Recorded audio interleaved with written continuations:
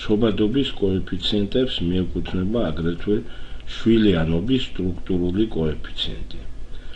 ის წარმოადგენს შვილიანობის დონის მაჩვენებელს. გამოიყენება შობადობის დონის ანალიზისას. შვილიანობის სტრუქტურული კოეფიციენტი უჩვენებს დაბადებულთა ერთობლიობაში ბავშვების საშუალო რიგითობას. ფორმულას თქვენ ხედავთ. ამ ფორმულაში R-იური არის ცოცხლად დაბადებული ბავშვების რიგითობა. პირველი რიგითობის მეორე, მესამე და ასე შემდეგ. N-იური ცოცხლად დაბადებული რიგითობის მიხედვით. ხოლო N ცოცხლად დაბადებულთა საერთო რაოდენობა. მაგალითად, საქსტატის მონაცემებით 2004 წელს საქართველოში ცოცხლად დაბადებული ბავშვების რაოდენობა რიგითობის მიხედვით შეადგენდა. მოცემულია პირველი რიგითობის, მეორე რაოდენობა, მესამე და მეხუთე და ზედა უფრო მეტი. საერთო რაოდენობა შეადგენს 59562 ცოცხლად დაბადებულს. ანუ რა ხდება ნახეთ, პირველი რიგითობის ბავშვი მრავლდება დაბადებული ბავშვების რაოდენობა 1-ზე, ემატება მეორე დაბადებული ბავშვების რიგითობა გამრავლებული 2-ზე და მესამეზე, მეოთხეზე და მეხუთეზე. ნიშნულში არის მოცემული ცოცხლად დაბადებულ ბავშვთა საერთო რაოდენობა. როგორც ხედავთ, შესაბამისი ოპერაციების შემდეგ მივიღეთ, რომ 1.59-ია საშუალო რიგითობა. აქედან გამომდინარე შეიძლება დავასკვნათ, რომ დაბადებულთა საერთო რაოდენობაში ბავშვების საშუალო რიგითობა იყო 1.59 მიასედი. შემდეგ კოეფიციენტს მიეკუთვნება შობადობის კოეფიციენტი ბავშვის დაბადების რიგითობის მიხედვით. ის წარმოადგენს მოცემული დროის მანძილზე გარკვეული რიგითობის დაბადებული ბავშვების რაოდენობის შეფარდებას მოსახლეობის საშუალო რაოდენობასთან. გამოისახება პრომილეფტი.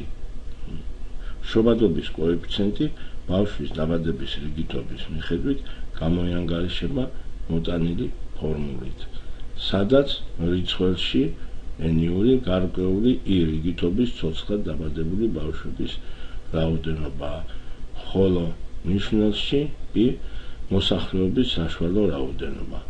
მოტანილია კონკრეტული მაგალითი. მაგალითად 2004 წელს პირველი რიგითობის ცოცხლად დაბადებული ბავშვების რაოდენობა შეადგინა 28100, ხოლო მეორე რიგითობისა 15771. იმავე დროს 2004 წლის საშუალო მოსახლეობა შეადგენდა 4.318.500. აქედან გამომდინარე, მოსახლეობას ნიშნულში ყოველთვის მუდმივი იქნება იმ გარკვეული წლისთვის, რომელიც არის დამახასიათებელი, ხოლო რიცხვებში მოხდება რიგითობის ცოცხლად დაბადებულების გარკვეული რიგითობის რაოდენობა. რახან პრომილეთი გამოისახება, უნდა გავამრავლოთ 1000-ზე.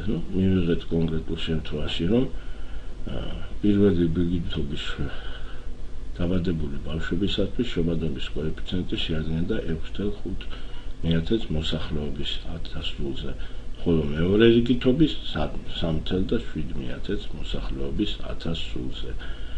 შემდეგი კოეფიციენტი გახლავთ ქორწინებითი შობადობის კოეფიციენტი. ის წარმოადგენს გარკვეულ პერიოდში, მაგალითად წლის განმავლობაში, ქორწინებაში დაბადებული ბავშვების რაოდენობის შეფარდებას იმავე პერიოდში 15-59 წლის ასაკის ქორწინებაში მყოფი ქალების რაოდენობასთან. გამოისახება აგრეთვე პრომილაში, ანუ მოსახლეობის 1000-ზე. გამოიყენება საქორწინო სტრუქტურის გავლენის ელემინირებასთვის.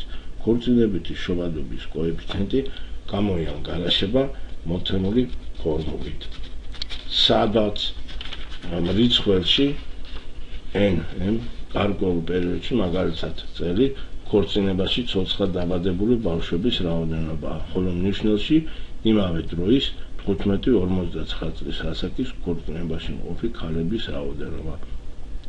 თქვენ ხედავთ, მოტანილია კონკრეტული მაგალითი. სიტუაცია მაგალითად 2002 წლის მოსახლეობის აღწერის მონაცემებით საქართველოში 15-59 წლის ასაკის ქორწინებაში მყოფი ქალების რაოდენობა ტოლი იყო 705,162-ის.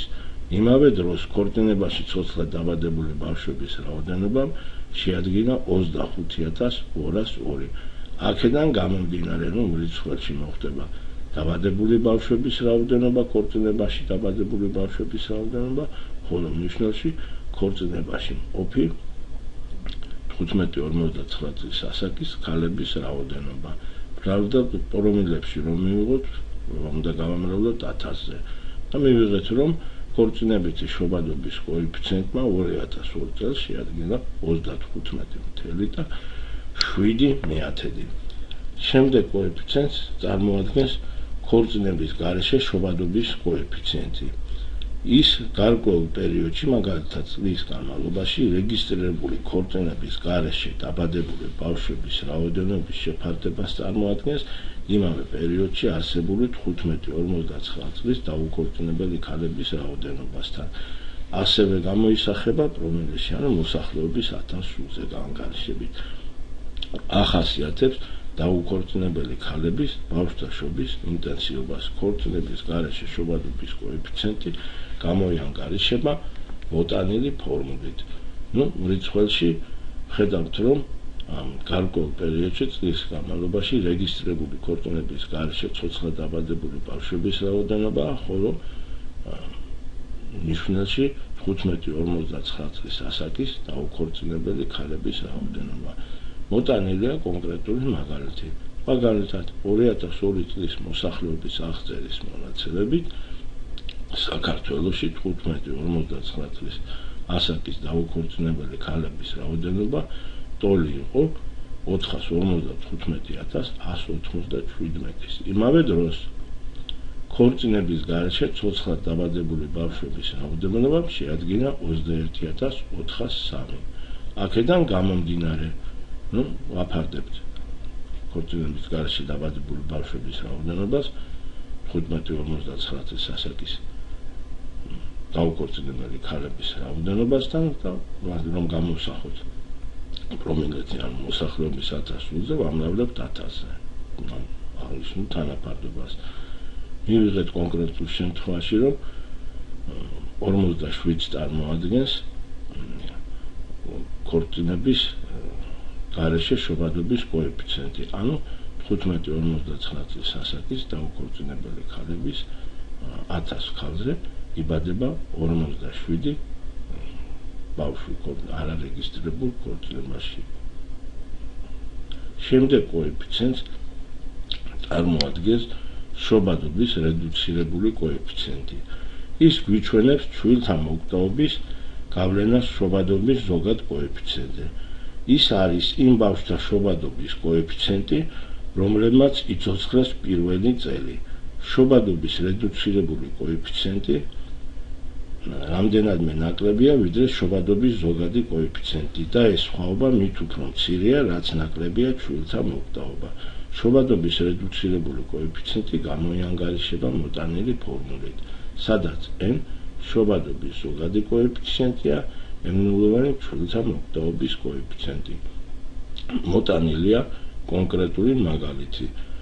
მაგალითად, შეფასებითი მონაცემებით 2005 წელს შობადობის ზოგადი კოეფიციენტი შეადგენდა 12,9 მოსახლეობის 1000-ზე, ხოლო ჩვილთა მოკვდაობის კოეფიციენტი 23,0 ზუსტად 23, ანუ 1000 ცოცხლად დაბადებულზე. აქედან გამომდინარე, ამ რიცხვებს ვსვამთ მოტანილ ფორმულაში და ვღებულობთ, რომ შობადობის რედუცირებული კოეფიციენტი რამდენადმე ნაკლები გამოვიდა, ვიდრე შობადობის ზოგადი კოეფიციენტი, რომელიც 12,9 შეადგენდა, ხოლო შობადობის რედუცირებული კოეფიციენტი მივიღეთ 12,6.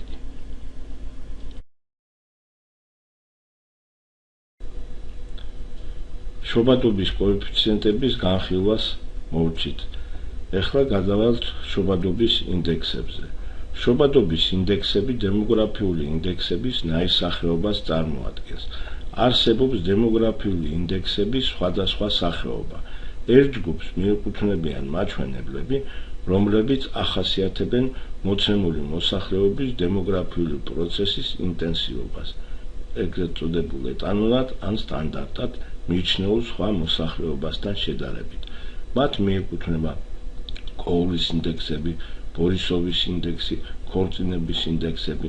დემოგრაფიული ინდექსების მეორე ჯგუფს მიეკუთვნებიან მაჩვენებლები, რომლებიც ახასიათებენ რომელიმე დემოგრაფიული პროცესის ინტენსივობას, ურთიერთსაწინააღმდეგო დემოგრაფიულ შემთხვევათა სიმჭიდროვეთა თანაფარდობით, მაგალითად, განქორწინებას ქორწინებასთან, დაბადებას გარდაცვალებასთან, პირველ შემთხვევაში გვაქვს განქორწინების ინდექსთან საქმე, ხოლო მეორე შემთხვევაში ცხოველმყოფელობის ინდექსთან. დემოგრაფიული ინდექსების მესამე ჯგუფში შედიან ეგრეთ წოდებული დატვირთვის მაჩვენებლები, რომლებიც ახასიათებენ დემოგრაფიული პროცესის ინტენსივობას ერთი მოსახლეობის სხვადასხვა ჯგუფის რაოდენობის თანაფარდობით, მაგალითად, გარკვეული ასაკის ბავშვების რაოდენობის შეფარდება ქალების რაოდენობასთან, რომელსაც შვილიანობის ინდექსს უწოდებენ. კოულის ინდექსები ეფუძნება ხუტერიტი ქალების ნაყოფიერებას. ხუტერიტი ქალებისათვის ზემოთ აღნიშნულ პირობებთან ერთად ყველაზე მნიშვნელოვანი ის იყო, რომ ხუტერიტების რელიგიური ნორმები ძალავდნენ ბავშვთაშობის შიგაოჯახურ რეგულირებას შეზღუდვას შობადობისას. ანუ ყველა ქალს იმდენი ბავშვი უნდა გაეჩინა, რამდენსაც ბიოლოგიურად შესძლებდა. განვიხილოთ მოცემულ შემთხვევაში კოულის შობადობის ინდექსი. ჩვენ ზემოთ ვილაპარაკეთ იმის თაობაზე, რომ გარკვეული ასაკის ყველა ქალი ხუტერიტების არ ზღუდავდა შობადობას და კარგი სანიტარულ პირობებში შეეძლო ბავშვების მაქსიმალური რაოდენობის გაჩენა. რა სტანდარტები იყო ეს? აი სწორედ ეს სტანდარტებია, სტანდარტებს უყურებთ ახლა თქვენ და ხედავთ მაქსიმალურ სტანდარტებს და ხედავთ, რომ 15-19 წლის 1000 ქალი გააჩენდა 300 ბავშვი. მაქსიმალური 20-24 წლის ასაკის ქალების მიერ გაჩენილი ბავშვების რაოდენობა, რომლებიც შობადობას არ ზღუდავენ, წელიწადში 550-ია, მერე ნაყოფიერება თანდათან კლებულობს. მარჯვენა სვეტში მოტანილია იგივე მონაცემები, ოღონდ ერთ ქალზე გაანგარიშებით, ანუ 1000-ზე გაყოფით. მრავალი ინდექსიდან, რომელსაც კოულს მოყავს, არის ქორწინებითი შობადობის, ქორწინების გარეშე შობადობის კოულის ინდექსიც და სხვა. ჩვენ მოცემულ შემთხვევაში გამიხილავთ ერთ-ერთ ყველაზე ძირითად კოულის საერთო შობადობის ინდექსს. მოცემულია ფორმულა, რომელსაც თქვენ ხედავთ და რიცხვებში n არის რეალური დაბადებათა რაოდენობა, x-ით ფერტილური ასაკის x ასაკობრივი ჯგუფის ქალების რაოდენობაა მოცემული, ხოლო fx